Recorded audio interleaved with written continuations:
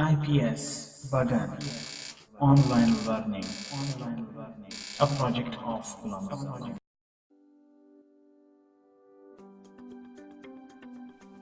Take.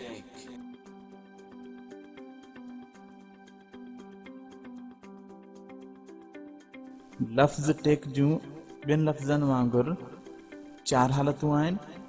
पहिरीं हालत आहे टेक, जंहिंखे असां फर्स्ट फॉर्म या प्रेज़ेंट चवंदा आहियूं, ऐं ॿी हालत आहे टुक, जंहिंखे असां सेकंड फॉर्म या पास्ट चवंदा आहियूं, ऐं टी हालत आहे टेकिन, जंहिंखे असां थर्ड फॉर्म या पास्ट पार्टिसिपल चवंदा आहियूं, ऐं चौथी हालत आहे टेकिंग, जंहिंखे असां इंग फॉर्म या प्रेज़ेंट पार्टिसिपल चवंदा आहियूं।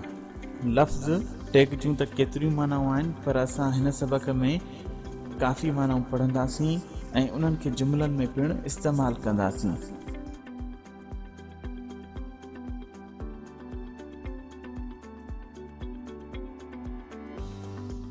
टेक माना वठणु। She always takes books from me, हूअ हमेशह मूंखां किताब वठंदी आहे।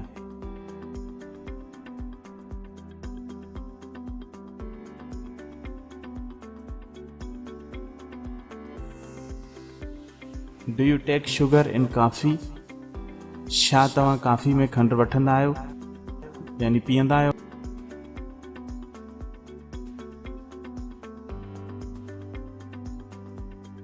Do you take credit cards here, छा तव्हां हिते क्रेडिट कार्ड वठंदा आहियो यानी हिते एक्सेप्ट कया वेंदा आहिनि क्रेडिट कार्ड्स। किथे असां शॉपिंग मॉल ते वेंदा आहियूं, का ख़रीदारी कंदा आहियूं त उते असां क्रेडिट कार्ड जे ज़रिए जमा कराईंदा आहियूं पंहिंजो बिल। वक़्तु वठणु। I took an hour to reach the home, मूंखे घर पहुचण में 1 कलाकु लॻो। हीअ असांजो वक़्तु इस्तेमालु करण जे हिसाब सां लॻंदो आहे केतिरो वक़्तु लॻे थो। या मूं घर पहुचण में 1 कलाकु वरितो।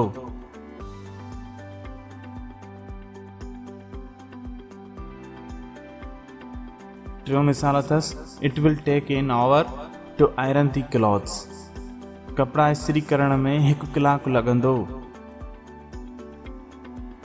असां हिन वक़्तु वठण खे मुख़्तलिफ़ तरीक़नि सां इस्तेमालु करे सघूं था, जीअं हाणे असां इस्तेमालु कयोसीं। ॿी माना आहे वठी हलणु।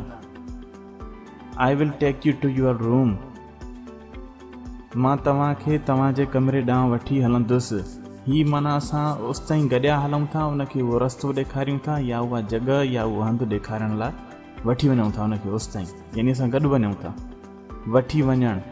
टेक हिम टू कराची, हुनखे कराची वठी वञो यानी पाण सां गॾु वठी वञो हुनखे।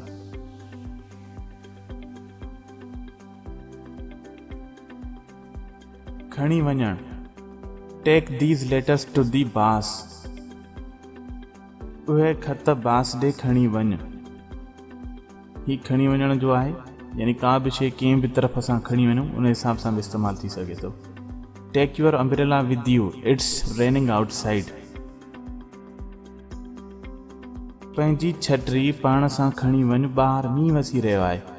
ही असां खणी वञणु जेको आहे इस्तेमालु थींदो आहे, यानी का शइ असां साण खणी वञूं पाण सां ॿाहिरि। साण रखणु।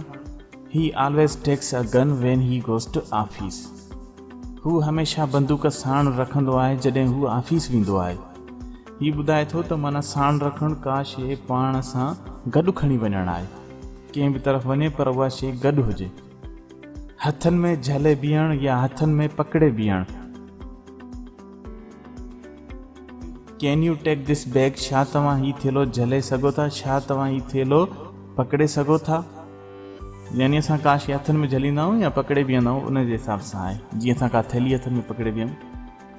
हथु पकड़णु या हथु झलणु। The child came and took my hand, ॿारु आयो ऐं मुंहिंजो हथु पकड़ियो। या असां ईअं चई सघूं था त ॿारु आयो ऐं मुंहिंजो हथु झलियो।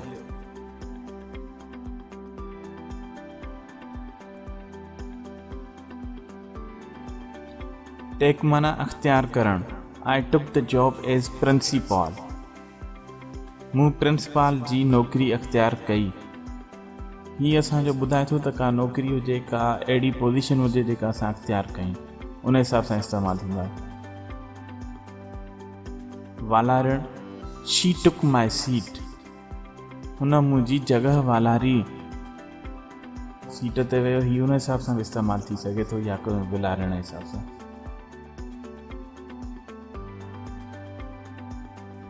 सवारी जे ज़रिए मुंतक़िल थियणु, this bus will take you to Larkana, ही बस तव्हांखे लाड़काने पहुचाईंदी, यानी ही तव्हां बस ते चढ़ी वियो ऐं बस तव्हांखे खणी वञी किथे पहुचाई, उन हिसाब सां इस्तेमालु थींदो आहे। This bus will take you to Larkana, ही बस तव्हांखे लाड़काने वठी वेंदी।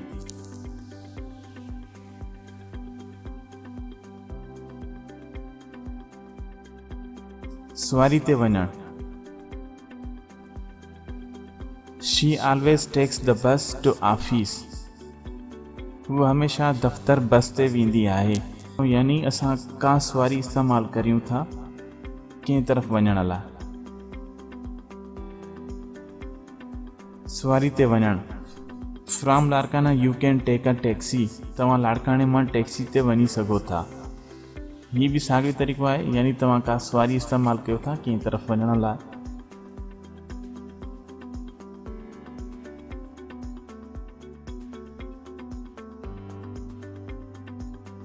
सवारी ते सफ़र करणु, I took the bus two Larkana, मूं लाड़काने ताईं बस ते सफ़र कयो।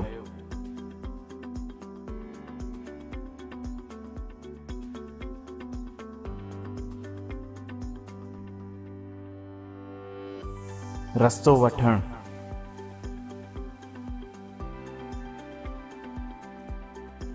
If you take the road on the left you will come to office,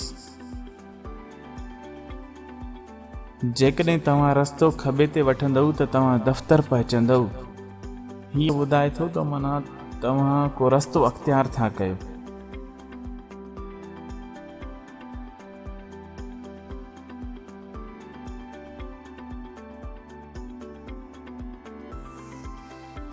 tech माना सम्झणु,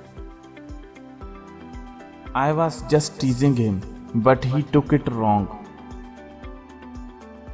मां त बस हुनखे चिड़ायुमि पई, पर हुन ग़लति सम्झियो। कटणु माना काटा करणु, if you take 2 from 10 you get 8, जेकॾहिं तव्हां 10 मां 2 कटियो था त तव्हांखे 8 मिलनि था। असां टेक कटण जे हिसाब सां बि इस्तेमालु करे सघूं था, जीअं असां हिन जुमिले में इस्तेमालु कयो आहे।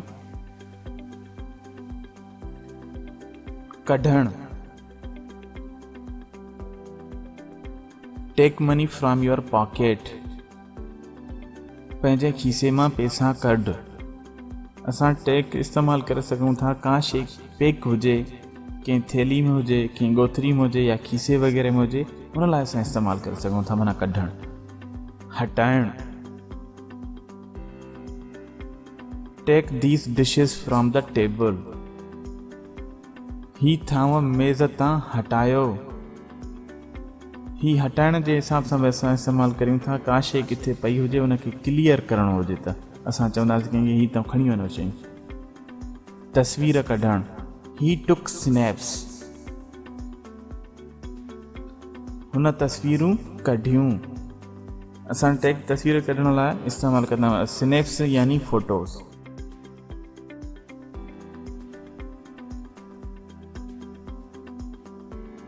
फिल्म ठाहिणु, ही टेक्स अ सीन, हू मंज़र वठे थो या हू फिल्म ठाहे थो।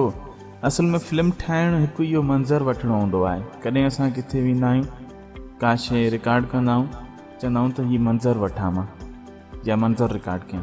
जीतणु या जीते हासिल करणु, आई टुक फर्स्ट प्राइज़,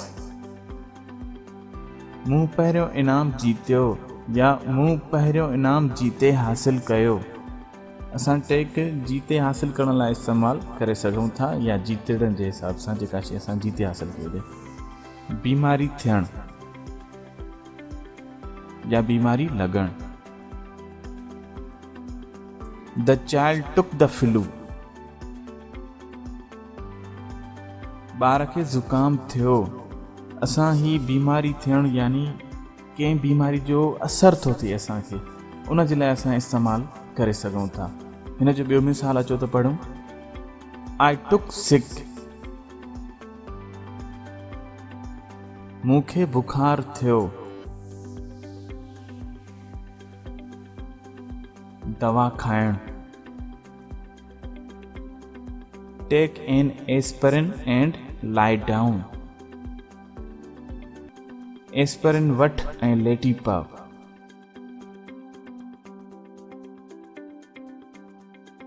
खाधो खाइण, वी आर टेकिंग डिनर, असां राति जी मानी खाई रहिया आहियूं। टेक खाधो खाइण लाइ बि इस्तेमालु कयो वेंदो आहे।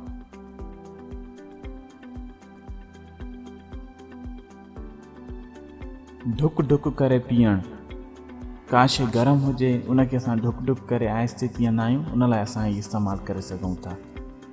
दे वर टेकिंग टी, उहे चांहि पी रहिया हुआ।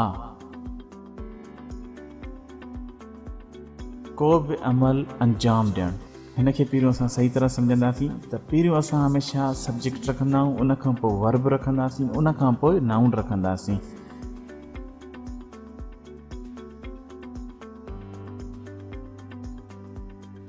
सब्जेक्ट आहे ही ऐं वर्ब आहे टुक, नाउन आहे अ डिसीशन।